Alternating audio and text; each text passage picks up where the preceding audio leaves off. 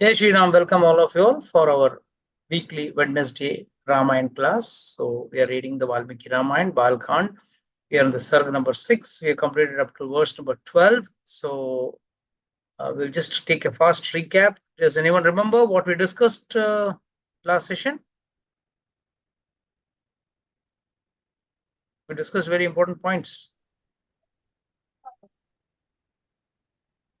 Hare Krishna Prabhuji. Yes, Prabhu, please say. Last week, one of the topic ये था कि त्रेता युग में जो लोग थे वो बहुत serious थे, Hmm. डोनेशन करके यानी खाना वगैरह ग्रहण करते थे Yes. और वहाँ पे इतना समृद्धि था कि कोई चोरी वगैरह नहीं होता था और वो सब Hmm. अ, और लैविश लाइफ जीते थे पर सेंस एंजॉयमेंट के लिए नहीं, Hmm. वो मेन फोकस नहीं था. Yes. So life was centering around dharma. So Ram Rajya means dharma hona chahiye. If you want to be happy, you should have dharma in your life. We'll discuss something more in detail. Let's continue. Who can read today? Who will read? Verse number 13. Prabhuji, I'll read. Please, Mataji. The Brahmanas were always engaged in their duties and studies of the Shastras. They were principled and accepted charity with controlled senses. They gave knowledge to others. This is the actual work of a Brahmana. Brahmana means first and foremost pathan, pathan. खुद को शास्त्र सीखना है. One has to understand the Shastra himself, study the Shastra, and then teach the Shastra. Second, he has to live also as per the Vedic way of life. And the most important principle is accepting charity. See, if a Brahmana accepts charity, he is doing a big obligation. People think the opposite way. I have given charity, I have done a big thing. No, in the form of charity, you have given your bad karmas. So your bad karmas are transferred from you to another person through your charity. It may be clothes, it may be food, it can be anything. It may be money also. Anything given in charity means you have transferred a small ansh of your karmas. Small. It's not a big transfer, but yes, he is accepting it. He is also accepting it. The reason why he is accepting is that is his duty. Someone has to accept this, right? It's like if everyone is afraid of bullets, who will go to the border to fight? Someone has to take this, the heroic task of going to the border and fighting with the enemies. Just because someone has to do it. You cannot say, नहीं नहीं मुझे डर लगता है, बंदूक से डर लगता है, गोली से डर लगता है. Then who will protect our country? Similarly, just imagine someone becomes a doctor, and in the first patient, when he sees him, bleeding, blood coming out, he falls unconscious. And when he gains conscious, people ask him, why you went unconscious? No, when I see blood, I faint. Then what is the use of such a doctor? Doctor has to see that the wound is healed rather than fainting. So, similarly, the Brahmanas are also qualified to take the charity. In fact, Brahmanas only are qualified to take the charity and no one else. Now you will say, Prabhuji, why so special about Brahmanas? Two things. First and foremost, they are accepting your karmas through your charity. Second, they are also having the capability to burn that karma. This is a very important science which we have to understand. If you see, what is this third line, second line saying? They were principled and accepted charity with controlled senses, and they gave all knowledge to others. Okay, that's their part of their duty. But they were principled and accepted charity with Control census. Now, what does this control census mean? They were not accepting charity for using it for wrong activities. They will either use it in the service of God or in their day-to-day activities. And those activities are also spiritual. ज्यादा से ज्यादा एक मटका लेके आएगा उस पैसे से, और उस मटके का जल he will use for Ganga जल भरेगा, उसमें गंगा जल से प्रक्षालन करेगा, कुछ भी, मतलब it will be spiritual, it will never be material, or rather sense gratification. Secondly, by the amount of tapasya, by the amount of chanting, by the amount of all the Vedic rituals a Brahmana does, he gets the capability to burn off all those karmic reactions which are coming along with charity. That is why Shastra says two things. Charity means it should be only to a Brahmana, not a person promoted to a Brahmana. It should be a Brahmana by birth. And secondly, we say, a qualified Brahmana. What does this mean? A word mean qualified Brahmana? A Brahmana who can burn off all the karmas which has come with that money. And how does he burn it off? By his sadhana and by his chanting. So nowadays we find none of these are existing fully. But in any case, one should never stop the activity of charity. One should never give up. Citing that, the person is not that qualified. He is as qualified as you are also qualified in Kali Yuga. Kali Yuga, even your qualifications don't stand high. You are also in the lowest mental platform. It's very important. Please read the explanation, Mataji. From this, we understand that when Brahmanas accepted charity, in return, they performed a higher charity by giving the knowledge of the scriptures. Only Brahmanas can accept charity because they study Shastra, recite mantras, and observe other strict vows. Hence, they are qualified to neutralize the karmas that come from accepting charity from others. So, mind you, accepting charity is not an easy task. And those who give charity and feel proud about it, I have done this job of giving the charity, or I have done a big obligation, please come out of that mindset. It has been the greatness of the Brahmana to accept the charity from you, or rather accept those karmas from you. Otherwise, nobody in this world will be ready to accept karmas. And a non-Brahmana, if he accepts, he has to bear the brunt of it. So when it gives to a Brahmana who is following, he's reciting the Gayatri mantra, he's following the vows and penances and all that, then yes, he can neutralize. But I've seen many cases where Brahmanas also suffer very badly because of the karmic reactions behind the charity they have accepted. I'll tell you a small incident. It's a true incident which happened in Vrindavan.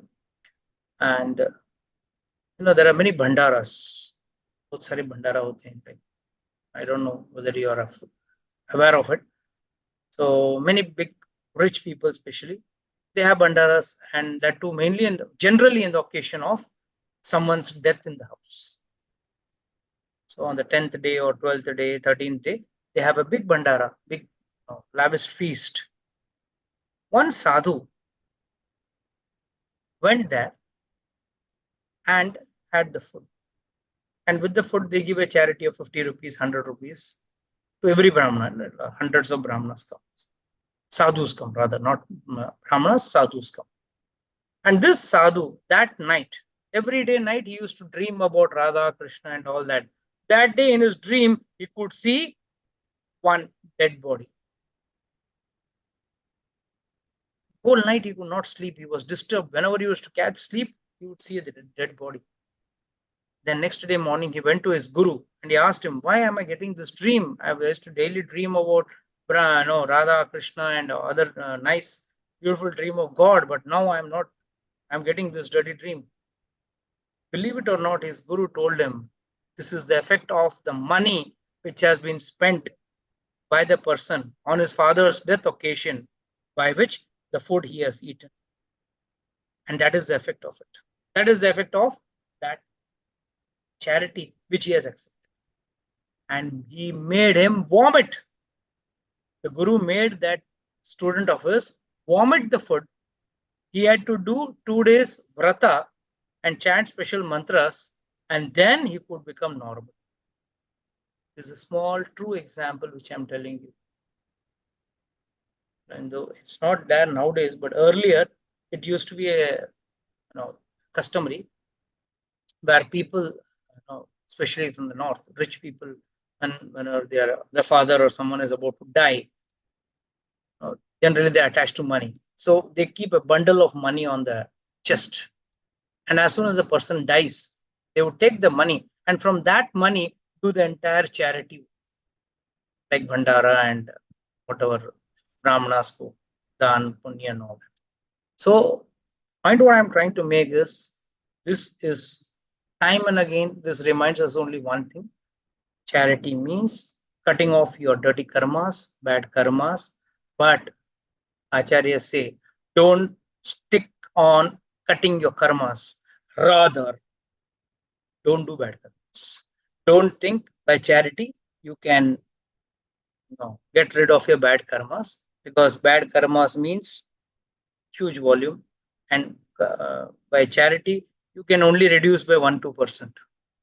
But that 1-2% is also quite heavy on the person who is accepting it, because he has to accept 1-2% of hundreds and hundreds of people. So that becomes a lot on him. But rather you refrain from doing bad activities, rather than saying that no, I'll do some bad activities and I think by giving this money I'll get out of my karmic reactions. You can't run away from that. Get 1 or 2% discount, that's all. So it's like getting a 1% discount on an iPhone purchase. The rest of the money you have to shell out from your pocket. It's like that. Okay, please continue the next verse, Mataji. There were no atheists, liars, or less educated persons in Ayodhya. None was jealous, disabled, or unscholarly in that city. See, the qualities which make a good city, qualities which make the city truly prosperous and happy. Again, coming back to the same point. The city, there was no atheist. What does this mean, an atheist? One who does not believe God. He is not deriding the existence of God. He doesn't believe the supremacy of God. An atheist is a very, very tragic personality. So say, why Prabhuji, why tragic personality? Yes, he's a very tragic personality. The reason is, he knows that there is God, but he's not ready to accept it. So it's like, बेचारा बुरा फंसा हुआ आदमी, ना ही वो आगे बढ़ सकता है, ना ही वो पीछे जा सकता है. That is why whenever in a place, in a country where there are a lot of atheists, there can never be prosperity and peace. Peace, happiness, prosperity all go hand in hand, and all that will come only when there is dharma. So when there is no atheist, no liar. There are no liars in sing. Liars means, Prabhuji, thoda bahut to banta hai. Haan, theek hai.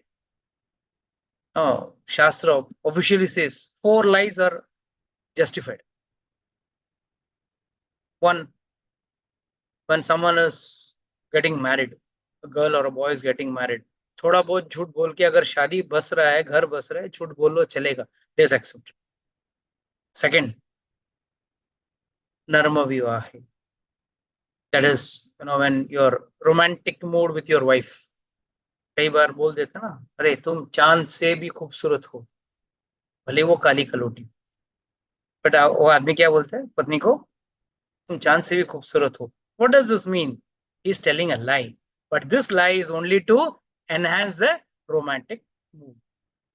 So that is also allowed. As per Shastra, it is allowed. Okay. Third, prana sankate. Whenever your life is in danger, your life is in danger, a cow's life is in danger, Brahmana's life is in danger, you can tell a lie. And then last is vritti arthe. Vritti arthe means business में. कई बार दुकान वाला बोलता है ना, मैं आपसे कुछ नहीं कमा रहा हूँ, बस आपको तो मैं नुकसान करके दे रहा हूँ, झूठ बोल रहा है, पर चलता है. That is justified, that is allowed. उसको गलत पाप नहीं माना जाएगा.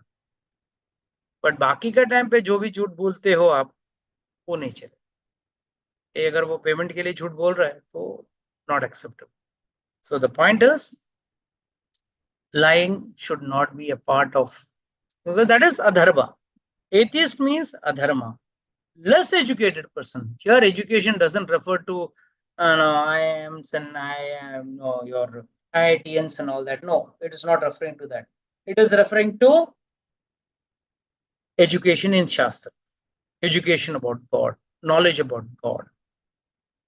Everyone in those days, especially you see our elders, earlier generations, people were so systematic, especially in following the various pujas, vratas, festivals, to be so systematic. Here we give a reason for not following it. There they had every reason to follow it. And the reason why, they were knowledge. Yes, there will be something subtly good happening with us, so we should do it. Sometimes goodness is not in gross level. स्थूल होना जरूरी नहीं, सूक्ष्म level से भी हो सकता है, क्योंकि आपका सुकृति जो है, what you call as pious credits, that is in subtle form and not in gross. So there were no less educated people. None was jealous. This I can say to an extent. When I was a child, there was no much of material progress, so there was no question of jealousy. We all had one common standard brand of compass box. We had Camlin boxes, compass box. So we didn't have much options to choose from. We all had black and white TV. No problem. No slim TV, no extra large TV, nothing of that sort. So life was simple. And that is why jealousy was not there. Now we see that jealousy is more because everyone is in a race, in a material race. There people used to, in those days, I still remember, people used to acquire things only if they needed it. But nowadays, people acquire things just because others are having it. Whether you need it or not is seldom seen.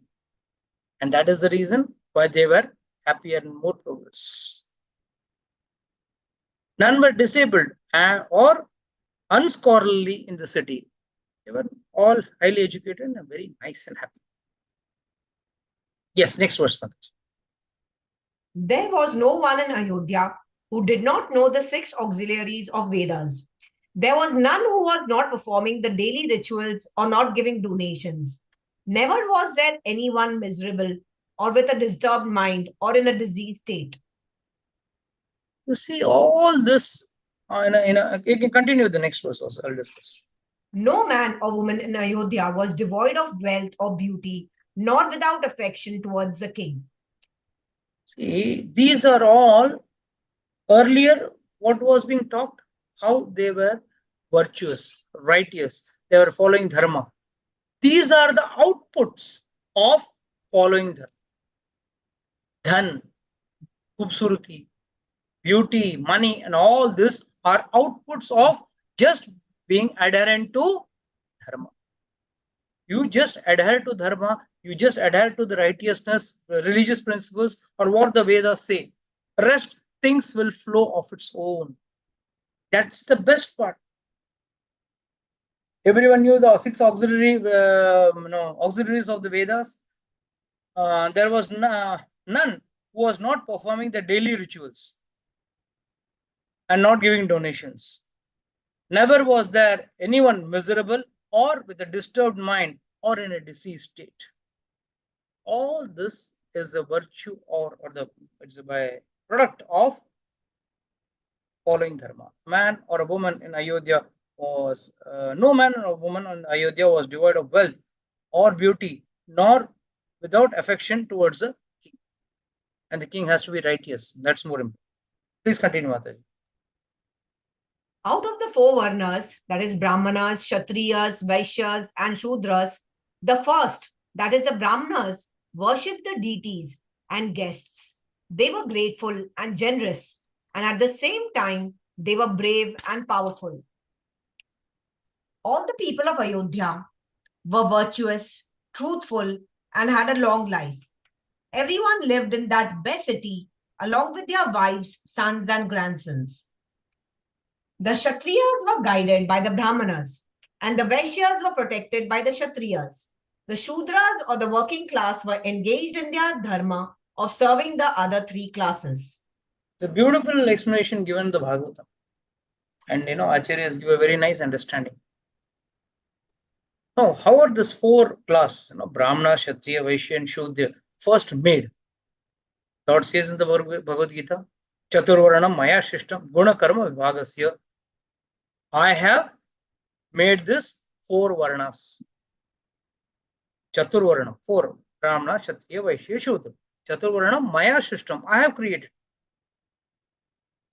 So, this is not something created by a group of people or by the society. Lord is saying, I myself have created. And what is the purpose of it? Chaturvarna Maya Shishtam. Guna Karma. On what basis was it made? On the basis of your guna. Whether you are in Sataguna, whether in Rajoguna, or whether you are in Tamoguna. Guna Karma Vibhagasya. Karma means what activities you have done earlier. What is your inclination of doing? Some people are inclined to be violent. They go for a fight very fast. The Lord says, oh, you want to fight? Okay, I'll make you a Kshatriya. You want to fight well, na? Someone is always interested in money. Kaisa ekka, do ka, char ka, chhe kaisa banao. It's always they are in that mood. The Lord says, okay, you become a Vaishya. Some says, no, I want to read the scriptures. I am always interested in having satsang, listening to satsang, getting more knowledge, spiritual knowledge, following the vows and staying very strict. Okay, your karmas, your inclination is more Brahminical. Okay, you become a Brahmin. And there are some who want to work hard and serve the other. So they are Kshatriyas. Generally, the Britishers and those who want to divide the society or, divide and rule policy people, they always say, oh, the Brahmanas did a lot of atrocities. And, Bhagavatam says, Brahmanas came from the head of God. Kshatriyas came from the arms of God. Vaishyas came from the thighs and the stomach, belly of the Lord. And the Shudras came from the leg. So you are calling Shudras low. This is very bad. This is against, hypocritism and this and that. First and foremost, the question I would like to ask.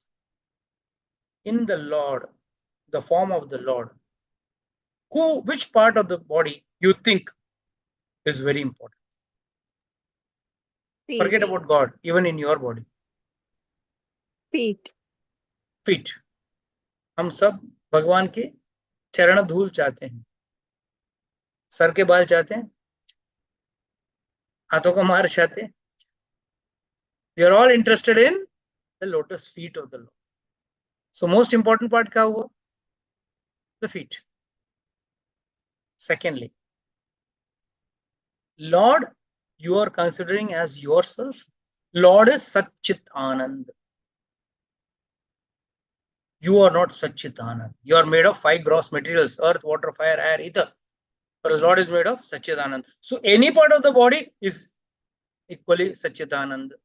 And third, most important, these are symbolical. What is the symbolical?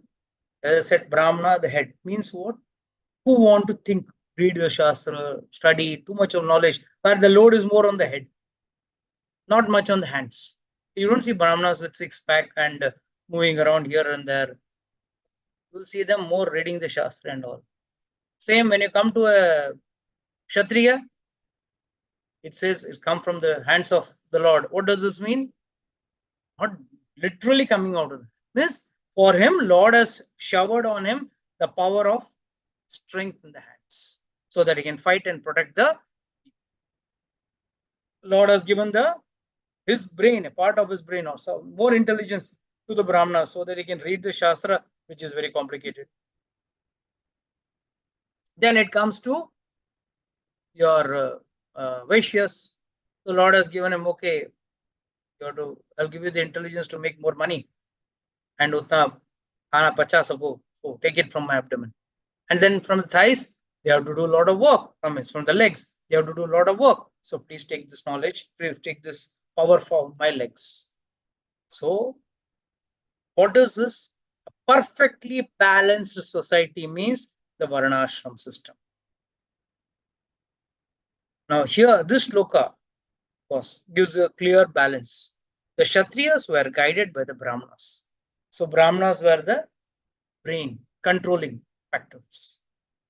Which is good, which is bad, what is to be done, what is not to be done, ideas, planning, administration, everything was planned by the Brahmins. And they were busy planning. Who will protect them? So the Kshatriyas were guided, and in return, the Kshatriyas were protecting the Brahmanas and Vaishyas. And of course, the Shudras. So, who are giving the brain ideas? All the intelligence, the Brahmanas used to give. The Kshatriyas, they used to be guided to protect virtuously. मतलब ध्यान से धर्म के साथ कैसे राज्य करना है, how to control this kingdom, that was taught by the Brahmanas to the Kshatriyas. And then Kshatriyas used to protect. तो ब्राह्मणास तो चैरिटी मिल जाता था, उसकी रोजी रोटी हो जाती थी. Kshatriya said, हमारा रोजी रोटी का क्या? I am protecting you all, so you all pay tax to me.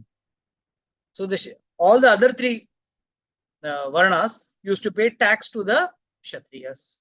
Vaishyas used to do business. So unko protection kaun deta tha? Krishi, Goraksha, Vanijya used to be the job of Vaishyas. So Vaishyas ko protection again Kshatriyas de deta tha. And last but not the least, the Shudras. We need someone to execute the work. One gives the brain, one is looking out. You can't expect the army to protect the border at the same time come to the country and work. There is someone has to sit in the border all over, Air Force, Navy, name it, everything, and they have to protect. There are some industrialists who run business and who will run the factories. That is the workers. So which class can you say is higher or lower? None. All are equally important and equally respected. And equally they have a role to play. So that is why this shloka is explaining why the four Varnas are required. The Kshatriyas were guided by the Brahmanas. The Vaishyas were protected by the Kshatriyas. The Shudras or the working class were engaged in their dharma of serving the other three classes. So generally the the bad elements, they split the society. They create all this type of nonsense by saying no, very low. तुम low treat करता है, किसी को high treat करता है. There is nothing as like high and low. If in a house the father goes to earn the money, the mother has to cook. So you can say no, that is inferior. Cooking is inferior. Earning money is higher. No. Since she is cooking and feeding him, he is able to go and earn the money. Since the mother is cooking and taking care of the house and the children are going to able to go to school and study, and one day they will become rich enough to, big enough to go to office. So everything is balanced. Our Varnashram system is perfect balance and equal rights to everyone. A man cannot do a puja without his wife. No Vedic pujas. Even Ramchandraji had to have a golden Sita to do his puja. What to talk about you and me? That is the level of equality given in our society. Please continue. The city of Ayodhya was well protected by Dashrath, the king in the Ikshvaku dynasty, as it was protected in the earlier days by the wise Manu, the king of mankind. The warriors were like fire, skillful, intolerant to enemies, and fully educated in the art of warfare. This city resembled the cave of a lion. So you The can city see the description is basically about how King Dashratha was so brave and powerful, and at the same time how good the warriors were. They were like fire, were skillful, intolerance towards enemies. They were never tolerant. They were intolerant towards the enemy and fully educated in the art of warfare. So the whole city was like cave of a lion. No one dares to go into a cave of a lion. Similarly, nobody used to dare to think about entering or attacking Ayodhya. Please continue. The city was full of excellent horses born in the region of Kambhoja, Bahil, uh, Bhalika, and Vanayuj. These horses were like Indra's horses. The elephants in the city were very powerful, proud, and intoxicated like the ones born in the Vindhya hills and looked like mountains, as some were born in the Himalayas. They were the breeds from Airavat, Mahapadma, Anjana, and Vamana. The city of Ayodhya was always filled with constantly intoxicated, powerful elephants like Bhadra, Mandra, Mriga, Bhadra Mandra, Bhadra Mriga, and Mriga Mandra. These elephants were as large as mountains.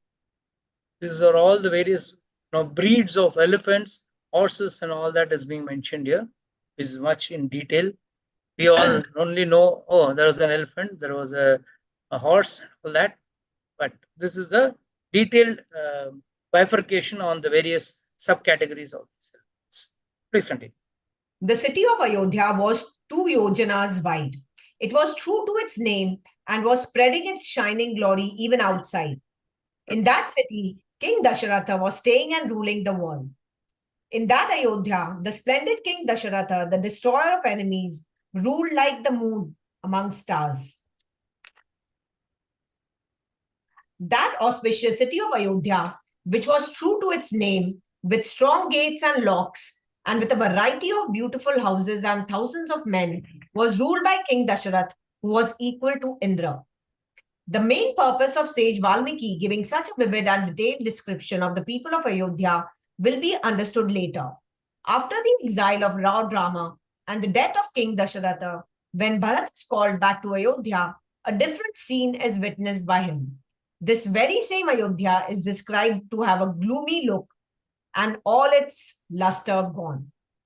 It's very important why he is giving a vivid understanding that yes, we will know the difference when same King Dashratha and the Lord goes away and King Dashratha passes away. But more than that, he is also trying to guide us by showing the benefits of having dharmic people. If people are dharmic, it is very nice. The next chapter will be also talking about the qualities of the ministers of King Dashratha. Please continue, Mother. Yes, sorry. The ministers of the Ikshvaku dynasty were great souls and virtuous in quality. They were highly efficient and dear to all. They were qualified in reading the face and giving predictions. They were always engaged in the welfare of the king and the kingdom. So this doesn't refer to they were giving predictions in the sense they were not Jyotish, they were not astrologers, but here it refers to whether the people of the country under whom they were ruling or controlling, whether they were righteous or whether they were following the instructions correctly or not, whether there was any traitor in the country or not. All this was by studying by the ministers. Please continue. The heroic King Dasharatha had 8 glorious ministers who were pure at heart as well as in their dealings. They were always devoted to the affairs of the kingdom. The 7 ministers were Drishti, Jayanta, Vijaya, Surashtra, Rashtravardhana, Akopa, Dharmapala, and Sumantra, the 8th minister. The 2 best sages, Vashishta and Vamadeva, were King Dasharath's chief priests. There were other ministers too. Suvyagna, Jabali, Kashyapa, Gautama, the long-lived Markandeya, and then Katyayana were the scholarly Brahmanas. These Brahma Rishis always performed sacrifices as they were ancestral priests for King Dasharatha's family. Those ministers were all experts in all branches of knowledge. They refrained from wrong deeds and were skillful with their senses fully controlled. Those prosperous great souls were well versed in Shastras, super courageous, renowned, and affectionate.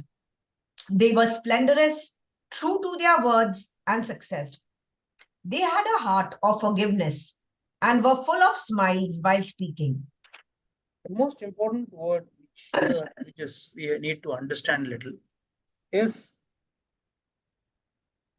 they refrained from wrong deeds and were skillful with their senses fully controlled. Now, what does this refer again and again? Earlier also it has come many times. Please remember, when a person is having his senses under control, he can do his work righteously. If you see, who are the people who break the Vedic rules? Are those who cannot control their senses. And then they land up doing these four activities: meat eating, intoxication, illicit sex, and gambling. And these are the four things which are restrained or not allowed as per the Shastra. And why do people do this sinful act? Everyone knows. Whoever is doing this activity, he knows that this activity is wrong or bad or it is not justified to do it. But still, why does he do? Because his senses are not his control. The minute he sees alcohol or his mind tells him, oh, it's time to have alcohol, he forgets. He keeps at bay his rules, regulations, his dharma, everything at bay. And that is how they fall down. Another thing is people's requirement of money is basic. What you need is roti kapda makan, right? 2 times nice, healthy meal, wholesome meal, some decent clothing, and finally a shelter. Whereas people with uncontrolled senses, for them, the money becomes less because they want to drink daily, they want to gamble daily, they want to have illicit sex daily. No, they want to have meat, they want to eat meat, they want to drink, they want to do merriment. But for all this, you need more money than what you get. Then how does that money come? It comes through unrighteous or wrong means. कहते हैं ना गलत तरीके से पैसा कमा रहा है. How does that happen? It is happening because he has increased his requirements which are not justified, which are not required. उसकी जरूरत नहीं है. And धर्म के विरुद्ध भी, which is against the Shastric requirement. So the most important point for being happy, be happy, to be controlled, is controlling your senses. If one is not able to control his senses, he may be skilled in doing many things, but in the end, he will not be happy and will have to suffer in this material world, and there is no scope for him to surrender to God and get out of the cycle of birth. See, the purpose of a human life is to get out of the cycle of birth and death, not to run your senses loose. But people generally come to this habit of leaving their senses, running the senses loose. Life hai jab tak jiyo, live life full size, king size. No, live life in a way you can achieve God in that lifetime. Because in no other species can you think about God or think about achieving God. It is only and only in a human life that you can think about achieving God. At that time, if you want to achieve God, let's understand there are two important aspects. One is, let's say you want to enjoy your senses. Then it's like a balance. You want to enjoy your senses, then automatically your attraction, this is the attraction towards God, it will go lighter because your sense enjoyment has increased. If you control your senses and you make them lighter, then automatically the other pan, which is the pan of devotion, will become heavy. But we try to sail on both the boats. Nee, Prabhuji, I'll try to do as much sense gratification as possible. But don't worry, I will not let that hamper my devotional life, which is not possible. Two opposites cannot. You can either eat an ice cream or some hot stuff or hot glass of milk. You can't have an ice cream and a hot glass of milk together. It's impossible. Two opposite things, and it's only going to spoil your life, spoil your health. So one has to understand why this is important. Not just living happily in this world, that is just one part of it. The other part is at the time of your death, you can remember Lord and get out of the cycle of death. Yes, Madhuri, please take the next verse. The ministers never spoke out of anger or out of lust for money, nor would they speak untruthful words. There was nothing unknown to them in their country or other countries. All that was happening, or which had happened, or that which was yet to happen, was known to them through their network of spies. So they were basically highly intelligent and expert in their work. This is the job of a good minister. Job of good ministers means what? Unnecessarily, they will never get angry. And out of lust for money, they will not fall under any prey to lust for money. And lust for money, when it happens, I just explained 2 minutes. When they have uncontrolled senses, बोलते हैं गलत कार्य करने के लिए पैसे बहुत लगते हैं. जनरली सेड, नरक में जाना बहुत महंगा करेगा. हाँ, नरक में जाना है तो बहुत सारा खूब सारा दारू पियो, खूब सारा नॉनवेज खाओ, ऑल आर कॉस्टली थिंग्स. खूब सारा जुआ खेलो, काफी पैसे गवाना पड़ेगा उसमें. एंड देन व्यभिचार करना पड़ेगा, वो भी एक गलत चीज है, उसमें भी खर्चे होते हैं. So all the wrong activities which lead you to hell are costly. And that's for that reason you have to fall under the lust of money. You have to accept bribes. You have to do all that because you are involved in all these dirty wrong things. Whereas the same person, if he is not involved in all these dirty wrong things, then for him, he doesn't need this extra money. He is happy, satisfied. Double benefit. एक कोई company का add है, I forgot. जीवन के साथ भी, जीवन के बाद भी. Some insurance company का ऐड है. Dharma is also like this. जीवन के साथ भी, जीवन के बाद भी. As long as you are alive, you are following your dharmic rules, no problem, you're going to be happy. And even after death, you will be happy because you will get out of the cycle of birth and death. Yes, Mataji, please continue. Those ministers were capable in their dealings, and their friendship was tested out by the king, who would award punishment even to their children according to time and situation. What does this mean? If the king's son was bad or the minister's son was bad, no problem. They would be punished. None would guard, neither the king nor the ministers would guard their children just because they were their children. Nowadays we see many places children do wrong activities. Since we are big celebrities, they try to cover it up, but that doesn't happen. In Ayodhya, it used to not happen. The reason was they were righteous. If you are wrong, you need to be punished, and punishment is good. It is to rectify. Yes, mother. The ministers would always be engaged in the collection of wealth for the treasury and for maintaining the armies. They would not harm even an unfriendly person as long as that person had not done any offense. You know, when we generally hear this word, na, bina kuch galti kiye, no, the authorities are troubling you. Why? They want some money. Let us see the difference. In those days, especially in the time of King Dasharatha's rule, no minister was corrupt.